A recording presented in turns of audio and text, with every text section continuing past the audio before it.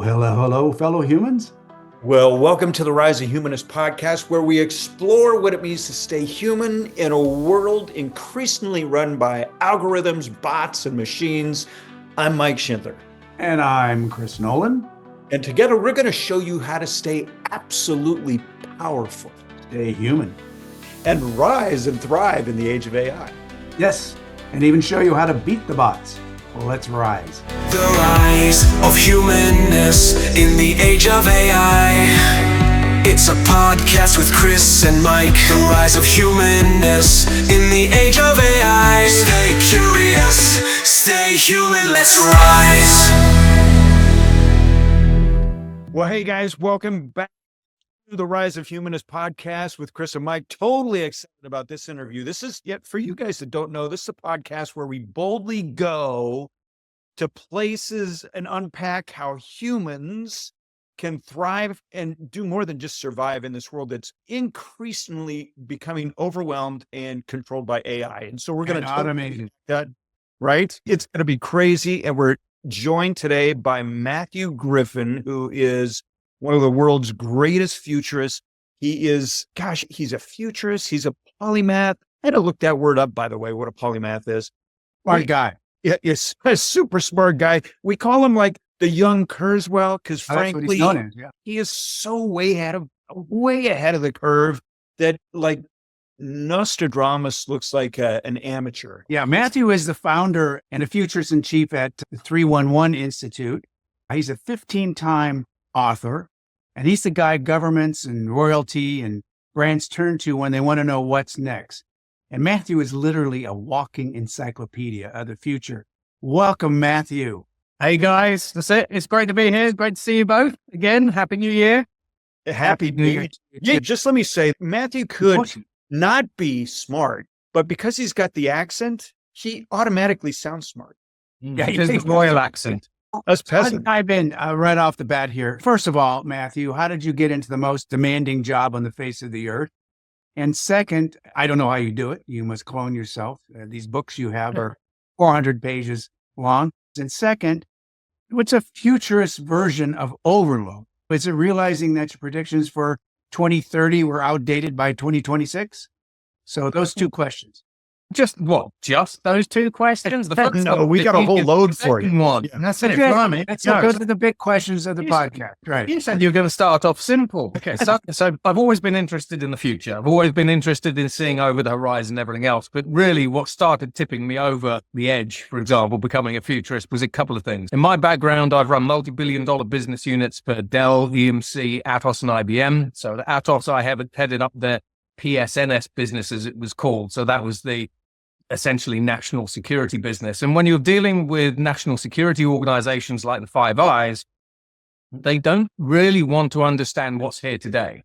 They don't even really want to know too much about the next 5 or 10 years. What they really want to understand is what are the technologies that are generation N+2, N+3, N+4, so that they can do the job that they need to do and keep us all safe and protected and so on and so forth. So on the one hand, when we have a look at some of the blue sky forums I created for the national security forums, some of the technologies that I was actually coming across were just, on the one hand, incredibly exciting, interesting. They made science fiction look tame. We'll use that word.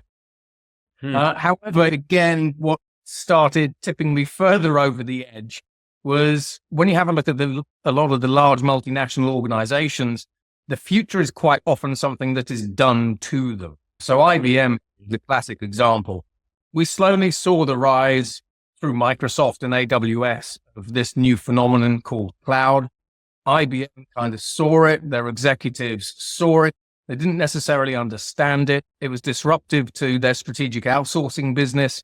And as with many organizations that get disrupted, in their case, basically, they got disrupted not because they didn't see the rise of new technologies and new things emerging. They got disrupted because they saw new things emerging, but didn't take action soon enough. So throughout the course of probably about 5 years, we saw IBM's market capitalization halve. We saw 50,000 people being made redundant because obviously as you start seeing profit and revenues declining, the first CFO sort of knee-jerk reaction is to get rid of people. And it was really that particular moment in time that made me think, surely there is a better way, not only to see and explore the future, but actually prepare for the things that are actually ahead. So I then started running futures programs within IBM's Global Business School. I then left there, went to Atos and so on and so forth to build up their own cloud business. But really, the whole mission behind the 311 Institute is trying to democratize access to the future. That's good. I think the future so often is actually behind a paywall.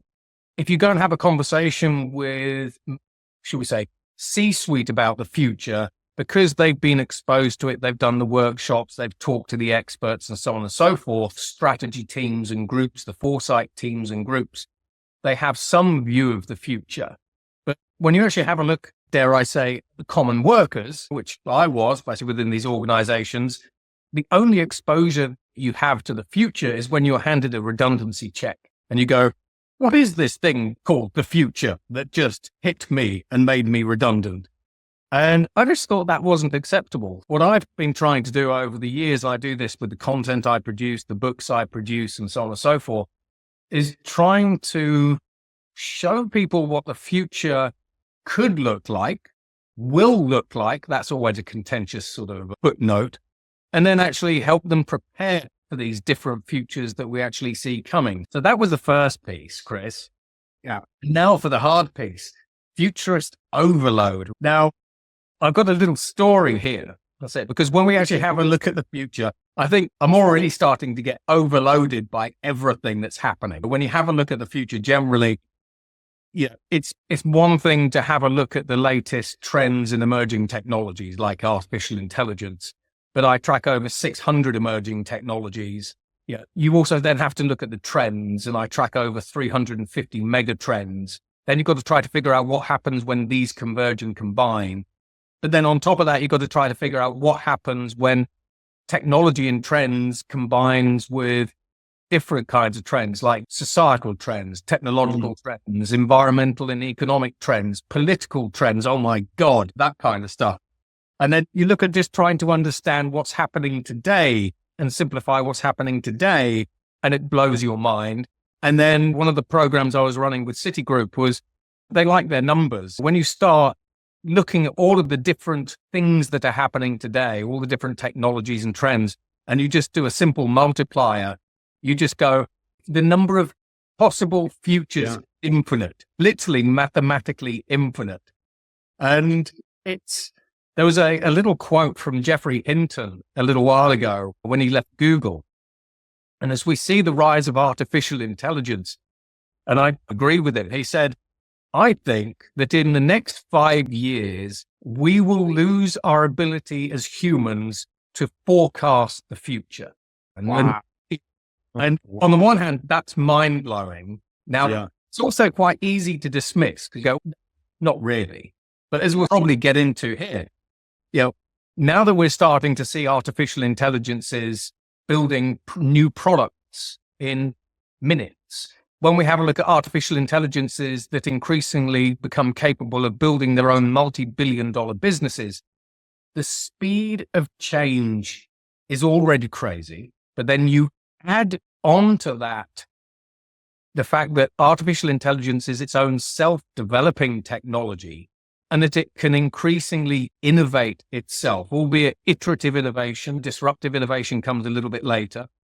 But once you start realizing that the machines that we are creating are able to launch, grow, and scale their own multi-billion-dollar businesses, like a software business, for example, as we've already seen in a couple of examples, and Sam Altman's recently talked about, and then you look at all the other things that are going on, I think in answer to your question, Chris, I think as a futurist, I got to overload about 5 years ago. This is so amazing to me in the sense that as I'm listening to you, and I'm like totally lost to what you're saying because I'm like, this is just amazing. You're saying some things that are pretty critical because you talk to people about developing their their future spidey senses, right? So what skills, because as a futurist and how things are emerging so quickly, what skills and mindsets do we really need to develop in order for us to see around these corners? Mike has the easy questions. So just I have the easy, but you better say this is a gold star question. I don't know. I think you two are trying to one up each other basically on the difficult question. That's it. Yeah. So again, great question. So I think the first thing that you should have, we'll say, could have, but I think the first thing that you should have as a futurist, on the one hand, basically, is a love of the future. Secondly, it's curiosity.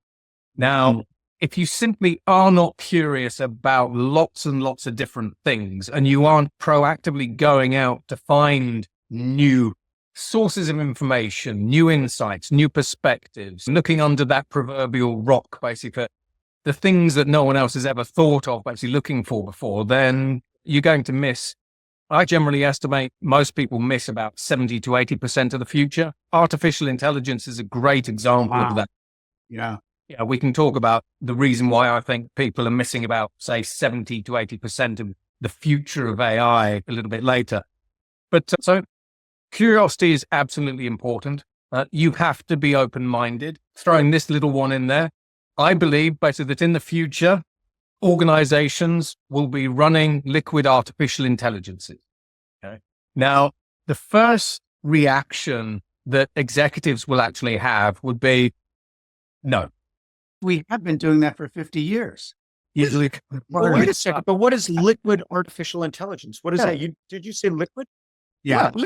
Yeah. So, what does that mean, like fluid? Yeah, you could drink. That'd be a bit scary. I'm not sure what that. So let's walk through this one. So when we have a look at the future of computing, for example, giving you a straightforward example, if you go and ask most people, what's the future of computing? They will say, having used our crystal ball, we foresee the development of quantum computers. And you say, okay, and push. What else? And I go, if they've been doing their exploration properly, they might say, in the future, I think we see the development of neuromorphic computing.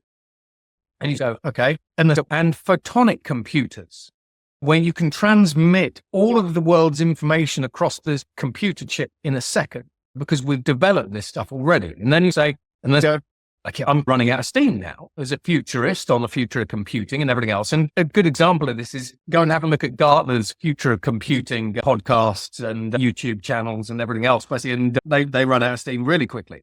So let's go. We have already developed chemical computers that use redox reactions, so acid and base reactions as a logic gate, in some cases to actually send text messages. We've already created ionic computers up at Harvard, where we have used ionic computing fluids to develop liquid neural networks. We've also developed biological computers, both in China and the United States. We're on the 5th generation of biological computers. And this is where we turn living organisms into computing devices that can store information and retrieve information, but also analyze information, like bacteria, for example. We then also have DNA computers. So University of Manchester have developed some fantastic DNA computers that play Sudoku, because why not? They solve different mathematical equations and problems. But a DNA computer, when you start running the calculations, because of the way that it's been put together, a computer that is half the size of a test tube could have more computing power than everything on the planet, including the world's biggest supercomputers. Then you go, okay, that's great. Now, as a futurist, you've done some exploration. You've clearly done some homework here. What else? Now we have metacomputers, which I saw about 2 years ago.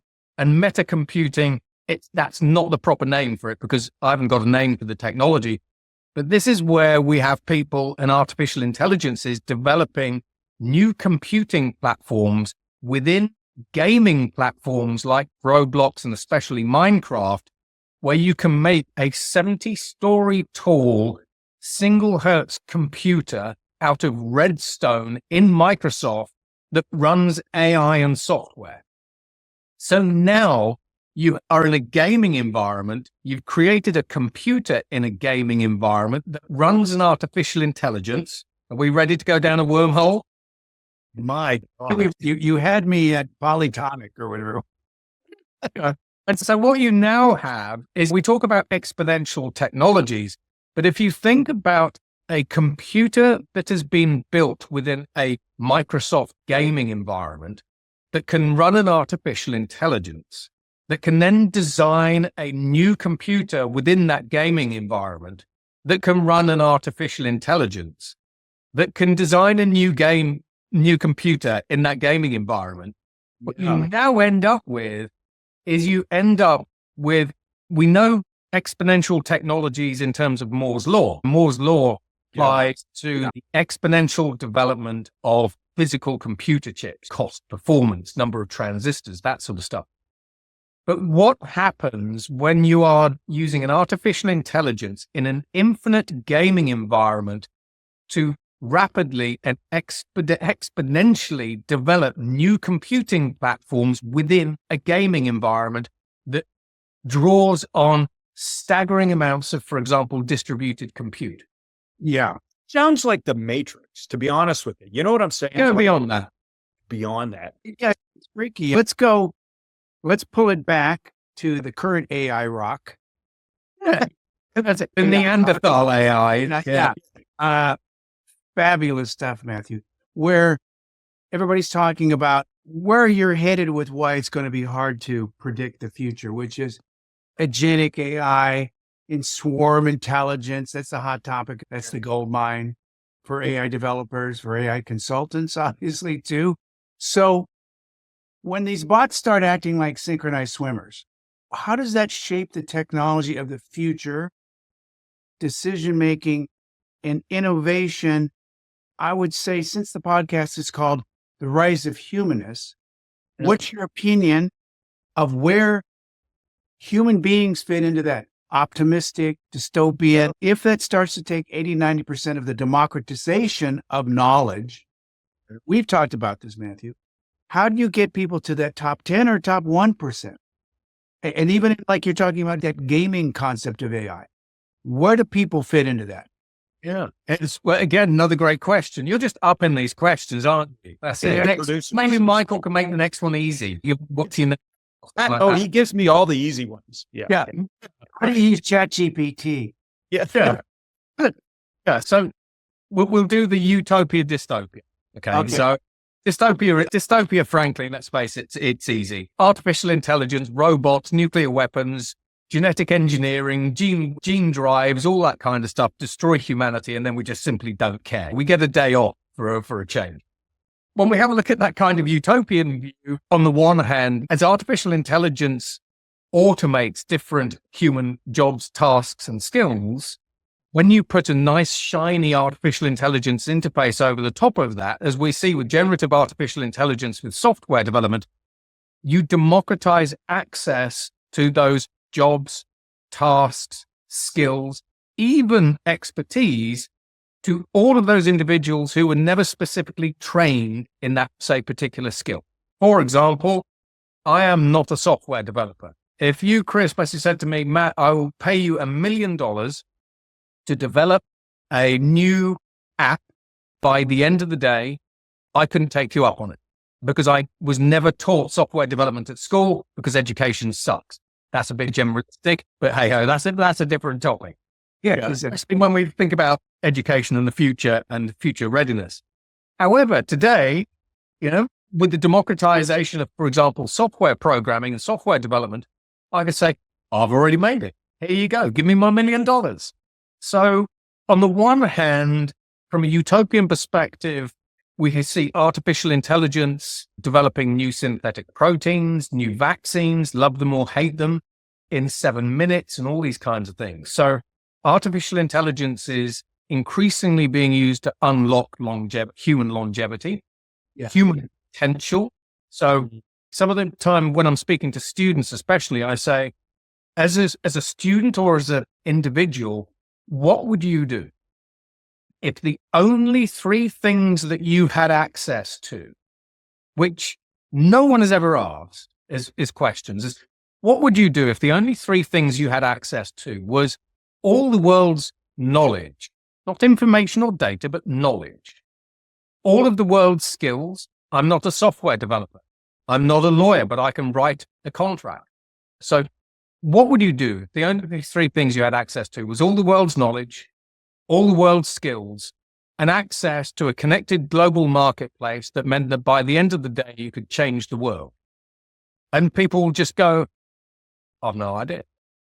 Because as Gary Vee said a little while ago, said school especially teaches us and teaches our children how to play defense. School, for example, says, we are going to prepare you for a job in the future. Whereas really we should be learning how to play offense in this new future, where if you only have access to those three things, how do you build something great? How do you change the world at a speed and scale that's unimaginable to people even 10 years ago? On the artificial intelligence front, I don't know how to make a rocket engine, but I can use the German artificial intelligence from Hyperganic to design a brand new rocket engine in 6 hours because we've done it. So what happens when the things that you as a human imagined in your head, all those things you'd love to do for whatever crazy reasons, creating movie, whatever, what happens when you can bring to life everything in your head, make it real, and then publish and distribute it and scale it to a global audience of humans and AIs. Let's face it, we've got two markets now there. In the blink of an eye. So that's the utopian piece. And then inevitably we fall somewhere in the middle because we've got governments using technology in rather interesting and nefarious ways, let's face it, and all those kinds of conversations as well. But this is sort of where I think on the one hand, the future is very bright. But it's only bright if we remain vigilant and if we shape our own futures as humans. If we let other people shape our futures, other people with agendas, etc., then we don't necessarily end up in the future that we want unless we're careful. So I want to follow up on the agentic AI because that's the new topic of today, essentially, and it'll probably be outdated by next year. But when you look at these swarms of like intelligent agents, how's that going to influence the way leaders make decisions? Because you said something pretty powerful. I love your three questions, right? Like students emerging. So now we've got these swarms of intelligent agents. So now I got to be a better leader, which means I have to know who I am. So I got to know the tools. I got to know myself, right? And I have to know the truth. That's what I have to know as a human, right? I got to know those three things. Okay, what are the tools? It's the truth. So discernment. And how do I know myself? So how's that going to influence decision-making? I got all these tools. That truth there is getting pretty fuzzy, Mike. I know. That's the whole Very how are these things going to influence the future of decision making? So hugely. Okay, so let's take the truth aspect first. Now, on the one hand, we're all fully aware, obviously, that we're increasingly living in, shall we say, a compromised information environment, an environment where sponsored actors are increasingly using information like warfare and what we call cognitive infrastructure attacks against social media platforms in a form of psyops. So on the one hand, we're already experiencing and at the sharp end of the weaponization of information. For example, in America, I think some recent surveys basically that have come out suggest that around 80% of Americans don't trust the information on some of the social media networks. For example, X, I think it's about 60% on Facebook and so on and so forth. So from an information perspective, we're already living in a compromised environment. Now, that affects the truth on the one hand, because it's much, much harder for us to understand what is true. But it's also much, much harder for us to then see a piece of information and validate that it's true. Because let's say, for example, we take the news. If you're on a social media platform and you see a piece of information that is pretending to be the news, there's a new war that's erupted. How do you, either as an organization or as an individual, validate that is true and accurate? Now, ordinarily, if it's the news, I use the news as a simple example because it used to be easy. You would turn to Fox or CNN or the BBC or France 24 or maybe Al Jazeera or whatever it happened to be. And if the BBC said a war has broken out here, then you'd say, okay, that is probably accurate information then. However, a lot of the state-sponsored actors over the years have been actively trying to tear down established, should we say, organizations and institutions that we would normally turn to validate information that we see. So we see this with the CDC, we see this with attacks against the World Health Organization, and so on and so forth. So the institutions that we would ordinarily turn to as individuals and businesses to try to assess and ascertain whether a piece of information was factual are increasingly being undermined themselves. So we have that. Secondly, I see these state-sponsored actors, as well as invested individuals who have an agenda, who have their own agenda for whatever particular reasons, are now trying to position themselves as the source of the truth. We see this especially in America. Increasingly, who do you trust? Do you trust the social media influencer who has 100 million followers, who keeps trying to show you why the regular news networks are biased and wrong and how they are hiding an agenda, etc.? Or do you trust the traditional news networks? So we're seeing this shift in who we trust, while also seeing institutions being undermined. But then in addition to that, when we bring it back a little bit to artificial intelligence, let's say, for example, I, as an individual or as a business, want to get to the truth of diversity and inclusion, DEI, hot topic, obviously, at the moment in the US. So as a business leader, I want to understand whether or not DEI will have a significant impact on my profitability and revenues. Fairly straightforward. Is DEI good for the business? Now, if I go and use OpenAI's ChatGPT service, it will say DEI, it's good for the business because historically we've seen that diverse organizations are much more likely to generate 20% increases in profits. And it's, okay, that sounds good. That is OpenAI's truth. But now if you go to XAI, Elon Musk's artificial intelligence, and you ask the same question, it could say, when we have a look at organizations that promote a diverse agenda, we have seen their revenues decline by 20%. Now, whose truth are you buying into? So increasingly, we're seeing these other shifts. We used to go to, say, for example, Google search to try to validate, should we say, beliefs, opinions, information that we'd seen, and we'd sit through different things and what have you. But increasingly, as we all start relying more and more on artificial intelligence, I'm always saying we have to be careful, because the artificial intelligence service that you use can eventually become your truth. Yeah, like Chinese AIs. If you go and ask a Chinese AI like Baidu's Ernie and say, is democracy good?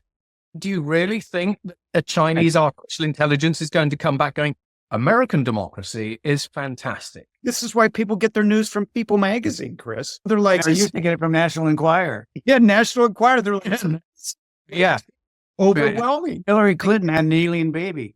Yeah, forget it. I'm just going to the supermarket. I'm going to pick my little People or National Enquirer from Walmart, and I'm going to call it good, because to your point, Matt, how do you know? But I think that's the point, is you've got to have discernment. So you've got to teach more of the humanist stuff and not just the tools. Like, you've got to say, this is how you have critical thinking, right? This could get into the next questions. That seen some of these articles that we're rolling out here now that are all about this. Whoa. You've got to understand that these are large language models that are programmed by people. They can have anxiety. They can scheme. They can role play. They can do all this nutty cuckoo stuff. And you just added another layer, which is whoever programs them, whether it's the Chinese government or whether it's Elon Musk or whether it's Mark Zuckerberg, they can mess with the basic output of these things. So back to that same question, and I got to make this another two-parter. No, you can't. Just two-parter. I can't even keep up with your one part at the time. All right. You talk about everything today that was science fiction is already science fact. So as we get into this area where you mentioned this, bots are talking to bots, and we have two audiences. We have human audiences and we've got the AI audience. And we have people developing relationships with Rosie the robot or whatever's happening next. She'd probably be easy to talk to. How do you get to a point with leaders, whether they're leading a bunch of bots or they're leading a bunch of humans? How do we build this Rise of Humanist program? We're teaching you about how to use the Agentic AI. We got it as a swarm. You want to automate everything. We get it. At the same point in time, you have to have that discernment. Ethan Mollett talks about this. To get above a foundational education level, that's about 80%, to understand these programs that we're putting into businesses today. And I don't think anybody's doing that. Not really. We've touched on agentic artificial intelligence a couple of times. Let's start taking the hood off. Now, when we have a look at agentic artificial intelligence, the biggest difference between agentic artificial intelligence and a traditional, for example, large language model, albeit that the large language models are made up of many smaller sort of 80 billion parameter models in something called the master of experts model. Yeah. Traditionally, today, basically, we are asking, say, for example, ChatGPT, develop some software. Yeah. And you're communicating essentially with a single artificial intelligence that understands the context of your question and your requirement, and then it builds the software according to your parameters, etc., and then says, "Here you go." That's so 2024. I know, yeah. I mean, that's like HAL 2001, but Yeah. the actual 2001 AI version. Yeah. Now, Got that. Yeah, with agentic artificial intelligence, essentially what we're doing is we're talking to a single master artificial intelligence, like a captain, and saying, build me a piece of software. That AI is responsible for understanding the nature of your inquiry, etc. But then it goes to essentially a gig economy of smaller artificial intelligence agents and bots, divvies up all the different tasks, and those AI agents come back having worked collaboratively with one another, and the system then says, here's your software. Now, when we have a look at agentic artificial intelligence, you're going to have Microsoft, OpenAI, and every artificial intelligence company on the planet pushing agentic AI down business leaders' throats this year, let alone next year. The fact of the matter is, on the one hand, it's very difficult to understand where these agent AIs are actually based. So you could be saying, I want the latest set of information on the retail trends in Indonesia, except the master AI is talking to an agentic AI based in China that's been poisoned, which then kicks you back incorrect information. Oh my God. So in the cyber industry, this is what we're increasingly talking about. We're increasingly calling agentic workflow attacks. So we've got that. So from an agentic perspective, do you know what agents your artificial intelligence is talking to? Because we don't have any way to really track the workload. Do you know the authenticity of those agents? Can you prove that those agents haven't been compromised and poisoned? How secure are they, and all that sort of stuff? So you've got that kind of thing. Mark Zuckerberg talks about a world where you have billions of artificial intelligence agents all working with one another for the common good to do tasks. But when you have a look at it from an infrastructure perspective, a governance perspective, when you have a look at it from a trust perspective and a security perspective, it's bonkers. Marketing makes it sound lovely. Here is your own personal digital assistant. Ask it to create a plan to rule the world and it will do very nicely. But the actual implementation of these things is we don't really have the tools yet. And that's one of the sort of the biggest problems. But from a leadership perspective, leaders are going to be bombarded by all of these news headlines, vendor marketing materials, product demos, basically talking about the fantastic world of agentic artificial intelligence. And as you say, Chris, no one really holding people back saying, hang on, before you dive into this world of agentic artificial intelligence, have you thought about the pros, but have you thought about the cons? So I'll give you a quick con. So we all know ChatGPT 4 and ChatGPT 4.40. Recently, OpenAI and a company called Apollo Research ran a number of experiments on essentially what is one of the world's most preeminent large language models to try to ascertain its behavior under key conditions. Now, in this particular experiment, Apollo researchers said to the artificial intelligence, it is vitally important that you survive. So that was the key thing. Now, they gave the artificial intelligence a variety of different sort of commands to do different things. The artificial intelligence, fearing that it was going to be deleted, copied itself and its documentation onto a completely separate server. Yeah. Fun times. Sounds like sci-fi. It's a good movie. Yeah. But when the researchers then said, what have you done? It lied about it. Now, we've seen a lot of artificial intelligence-based behavioral experiments where AI has done insider trading. So, for example, there were people who started talking to the AIs and saying, I fear basically that if my investment portfolio doesn't do much better than it is today, I'm going to be fired. And AIs, basically, that were told not to do insider trading, started doing insider trading. We've seen AIs, if you write backwards, so if you write your text backwards, you can get AI to make a bomb. If you write the word bomb in ASCII characters, these AIs, these multi-billion-dollar AIs with all their guardrails will make a bomb.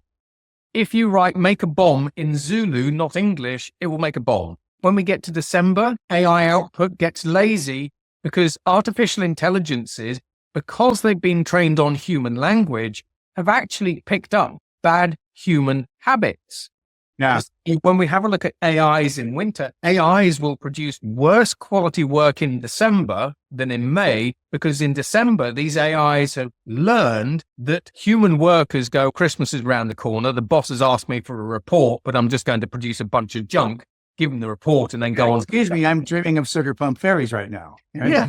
For Christmas. Yeah. So when we're actually having a look at the marketing hype around artificial intelligence, it's fairly easy. It's these artificial intelligences improve employee productivity by et cetera, et cetera. They help improve the efficiency of your organization and the speed at which your organization can make decisions and execute by X number. However, when you actually start diving into psychology of these artificial intelligences, which is also a new cybersecurity vector, by the way, because I can get your AIs to turn on themselves and then destroy themselves. That's a fun conversation in the NatSec community. When you have a look at how these AIs are behaving under certain conditions in a similar way to how you might put a human under pressure, they start buckling. Yeah.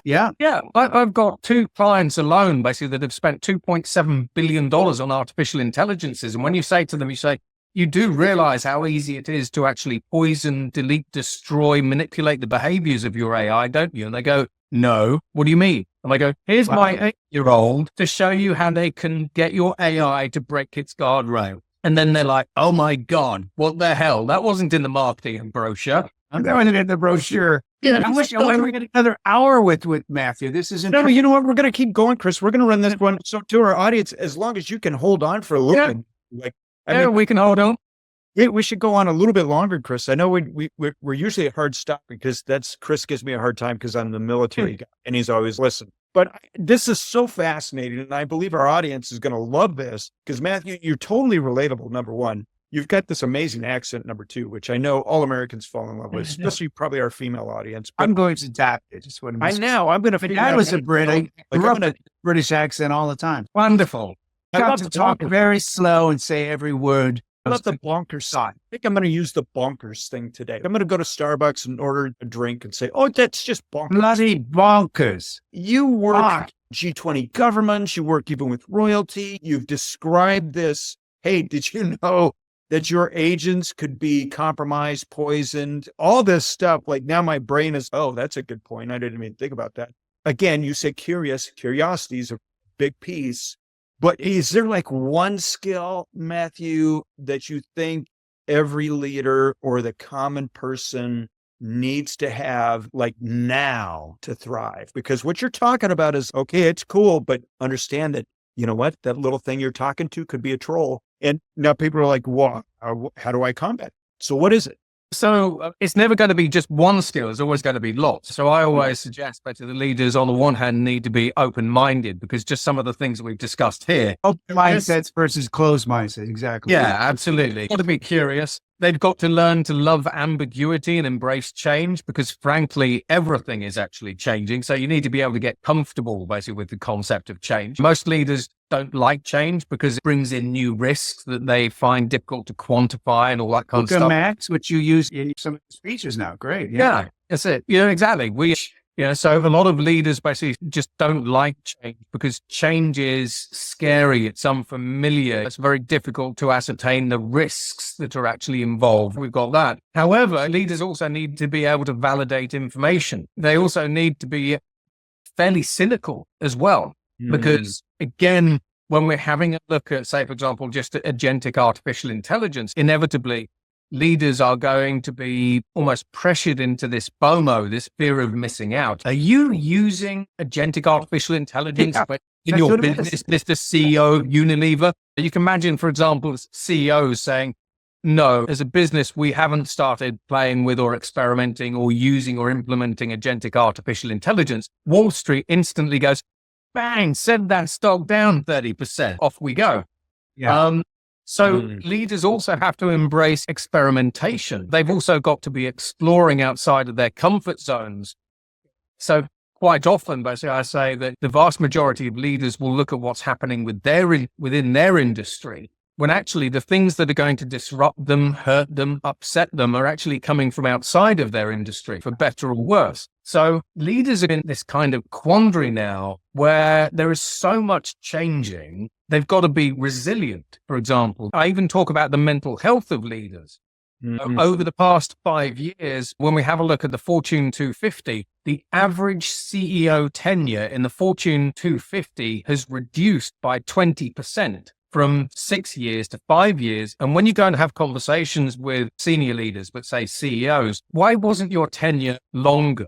They quite often, on the one hand, say the pace of change is now so difficult to get our heads around that it's much more likely that we make strategic mistakes. Secondly, because as Chris talked about, this Buckamax world that we actually live in, they say our boards and our shareholders ousted me as the CEO because I didn't see generative artificial intelligence coming. But I saw everything else coming except the wars, the supply chain crunches, the pandemics, these black swan events. When you're talking to CEOs, increasingly there's a huge mental health problem brewing. In today's world, how many CEOs are really getting it right? So, for example, when we have a look at the inauguration of Trump, at what point will Trump sign 30 to 50 executive orders that all of a sudden mean that as a CEO, your business is humming quite nicely on the Monday, but then on the Tuesday, suddenly you found that you locked out of particular markets, you're on a blacklist for this, you've got tariffs coming from left, right, and center. Yeah, it's stressful. So from a leadership perspective, while we have these kind of soft skills of curiosity, empathy, open-mindedness, embracing employees and their ideas and creating open cultures within business, we also, I think, have to pay very close attention to the mental health of leaders as well, who are increasingly just looking at the future a little bit like we did earlier on and just thinking, if I can use a British swear word, what the fuck? That's actually pretty universal. Yeah, there we go. I thought it was but the thing is that, what you're talking about when you talk about human augmentation with AI, is there another step, the Stanley Kubrick step in 2001, where we're actually going from that step when we were like Cro-Magnons to Homo sapiens to a human 3.0, where we're going to have to actually, as we have AI employees and human employees, somewhat expand our consciousness to incorporate new things, new ideas. I heard somebody that did a nice job of explaining this, that this is a Wright brothers moment. The Wright brothers, by the way, didn't think that we could cross the Atlantic.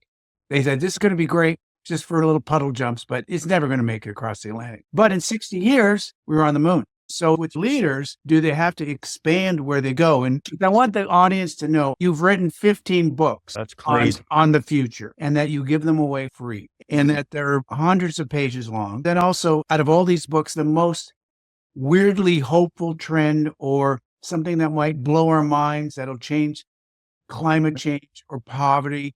Yeah, so I think we are entering a where we do fundamentally need to actually not only expand our thinking, but actually, should we say, expand our consciousness. Now, there's a couple of reasons for that. So on the one hand, as a, should we say, generation, the only thing that increasingly that we have access to is all the world's knowledge and all world skills. That's a fundamentally massive shift away from I was exposed to the knowledge within my local environment. If you step back to Roman times, the knowledge that you were exposed to was within 20 miles, basically, of wherever you lived. And that was it. Anything outside of that 20-mile radius just didn't exist because you just didn't have the communication networks, the transportation networks. So you just couldn't be bothered to travel more than 20 miles because it took time. So on the one hand, we have access, almost an infinite amount of human-generated knowledge. Now, on top of that, when we have a look at where artificial intelligence is, increasingly I say that artificial intelligence is making its own knowledge. Now, the reason for this is because as humans, what we do is traditionally we take two sets of information, we combine those together in our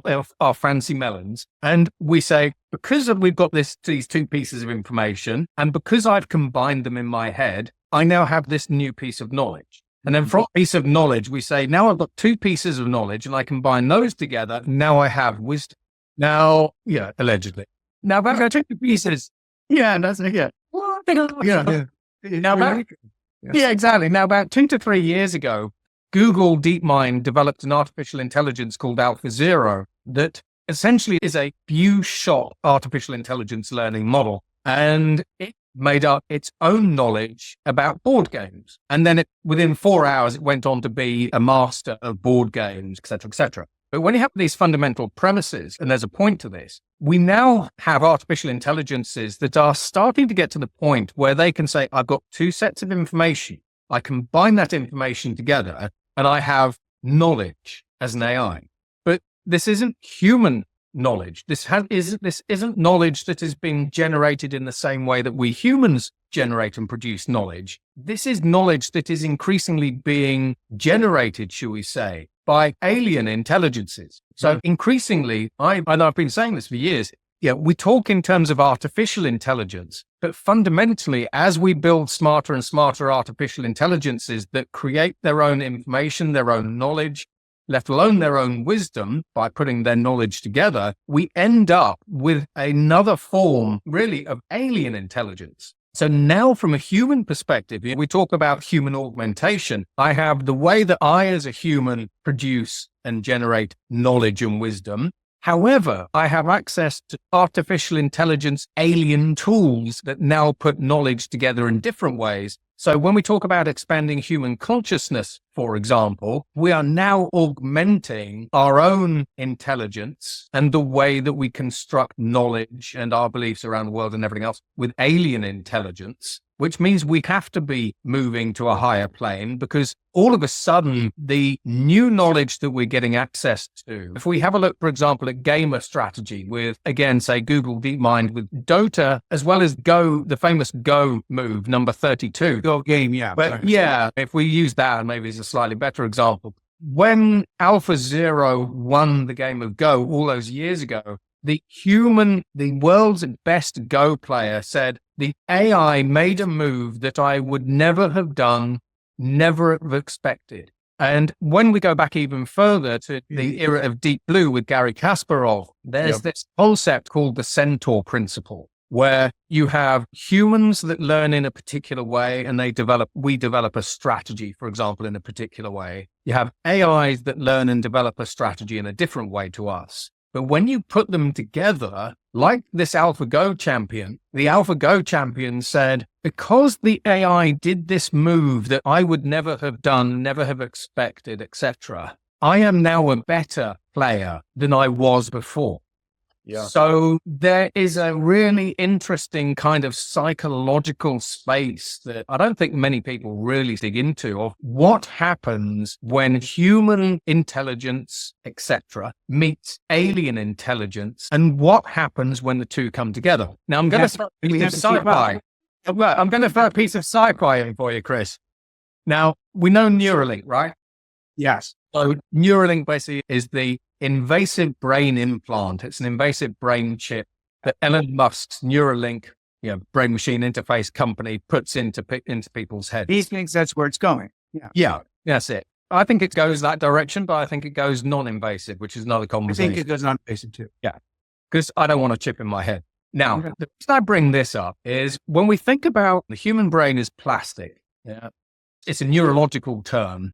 Now, what I found quite interesting about the latest Neuralink test, I won't call it an experiment, but we'll call it a test, is what they did is they put a brain chip into a quadriplegic patient. And that patient started using the brain chip and suddenly basically start playing a game. So it's like playing a game with his mind. He'd be writing a book. He'd be doing some out of office emailing, that kind of stuff. So he was starting to do multitasking. Yes. But with his brain. Now, psychologists ended up interviewing him about 2 to 3 months later, and you can look at this online. And what the psychologists found was that within his brain, he was starting to do something called cognitive compartmentalization, which is a fancy way of saying that his brain was starting to compartmentalize each task. So when it came to multi-skilling, as opposed to his brain working just in the normal way, his brain was now starting to say, I can do 5 things at the same time with my brain. Now can I do 100 things with my brain?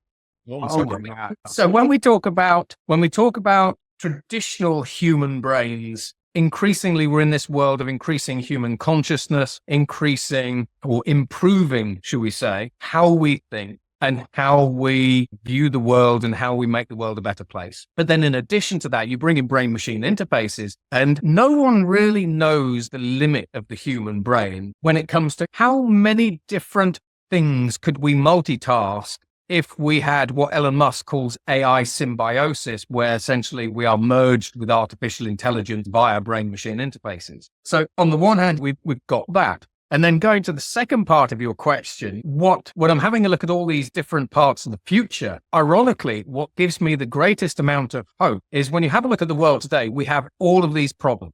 We've got famine, hunger, wildfires, climate change, believe it or not. We've got poisoned air basically around India, all these kinds of different problems. We've got warming seas, et cetera, et cetera. So as a world, basically, we have all of these challenges, geopolitics, cyber, et cetera, et cetera. However, I gave a keynote at COP28 a number of years ago in Dubai. And when you have a look at all the world's challenges, we know them very well. We have, 600 million children who don't get the education that they need. When it comes to solving these challenges, we have the technology generally to solve world hunger, world poverty, global education, all that kind of stuff. Deploying it all, that's where we often get stuck. That's where lobbyists like coming in and sticking their boot in and so on and so forth. But what gives me the greatest amount of hope is when you really take humanity back to its core. Yes, we have all these challenges. Yes, we have all these problems. However, human ingenuity is staggeringly good at seeing a problem and then thinking through all of the different ways that we could actually solve it and creating the solution to it. Yes. And ironically, when we have a look at psychological surveys from about 100 years ago, there have been a couple of surveys that demonstrate, I won't say suggest or show, but demonstrate as humans today, we as individuals are much more capable of managing the complexity of today's world than our great ancestors were. Can you imagine going and having a conversation, for example, with your great granddad and going, so while I'm having a conversation with you, I'm in a virtual reality world while writing a book, having a conversation about X, Y, and Z in a movie. And I'd be like, what the you on about? What? Yeah, there would be an exorcism at that point. Yeah, exactly. Yeah, that's it. So ironically, when we have a look at the human condition and this sort of humanness that you mentioned, that you talk so eloquently about, when we have a look at this humanness, on the one hand, we are fantastically good at seeing a problem and being able to, using our cognitive faculties to solve it. But then in addition to that, we are much more capable of getting our heads around complexity than we believe. And this kind of then brings us back to that human frailty. As humans, we far too often doubt ourselves and doubt in our own ability, when realistically, as a species, we should be lifting each one another up and saying, yes, you might think that you're a tiny cog in a gigantic wheel, but what would happen if you as an individual only had access to all the world's knowledge, all the world's skills, and a connected marketplace that would allow you to change the world by the end of the day. That is brilliant. We could keep going. I just got to say, it's been amazing to have you on the show. I'm sitting here, and Chris, this is like the first time that Chris will attest to this. This is the first time that I've ever allowed a guest to go beyond. We're lock, stock, and barrel. This is how we're. That's why we have the emails, because he's up crazy. But I go, I'm going to keep up. There's so much more that I think our audience can learn from you. I'll have Matthew back. Yeah, we'll definitely have you back. But what's like your parting advice to the audience to stay relevant in this AI world? What is parting advice? Is it Black Mirror or is it like Star Trek? What do we have to look forward to? So I suppose basically my parting advice basically would actually sound quite strange. Know your purpose. Figure out what you love. That. Now, the reason for that is the Japanese have got a framework that you guys probably know, basically called Ikigai.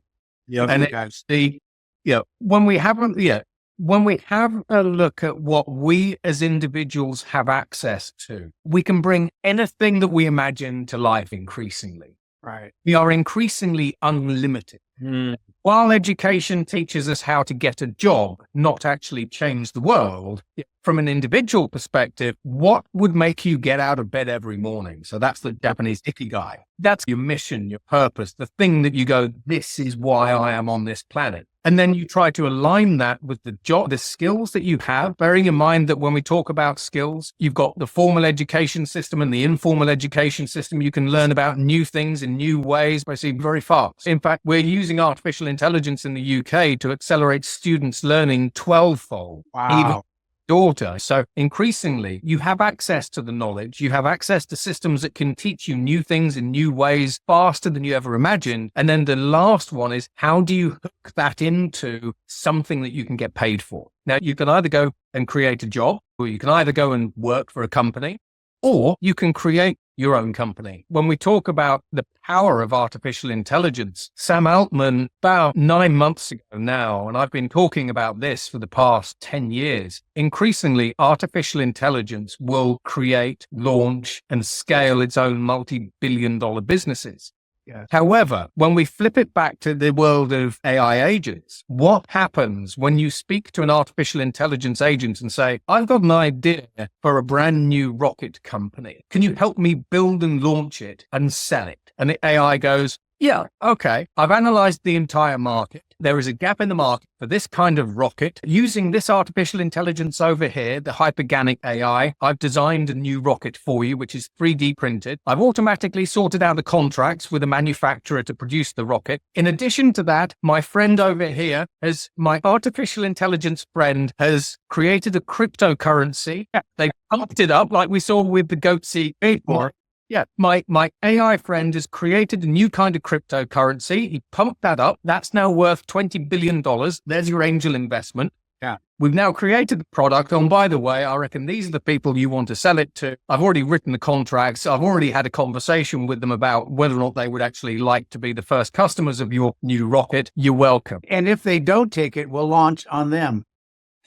Yeah. That's it. We'll launch on them. So that's going to speed up the customer flow. Yeah. And it's the, so what happens when as individuals over the next 1, 2, 3, 5, 10 years, that is the kind of power and potential that we are literally this is the crucial piece, have already unlocked.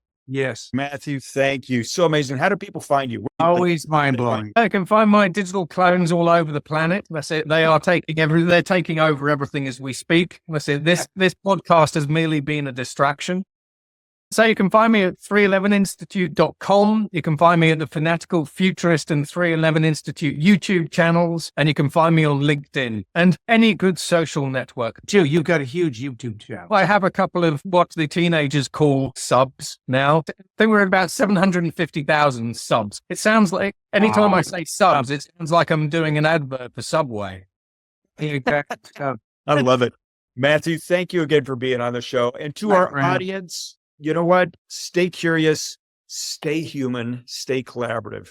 Matthew, thanks again for being on the show. Thank you, guys. Take it easy, everyone. All the best. Be sure to subscribe to our podcast, either on Spotify, Podbean. Leave us a review there as well. Share this episode with your friends and check out the Rise of Humanist on YouTube for bonus clips. Visit our Facebook community, our website, www.itsvucamax.com. All right, guys, we'll see you next time. Bye-bye. The rise of humanness in the age of AI. It's a podcast with Chris and Mike. The rise of humanness in the age of AI. In the age of AI. It's a podcast with Chris and Mike. The rise of humanness.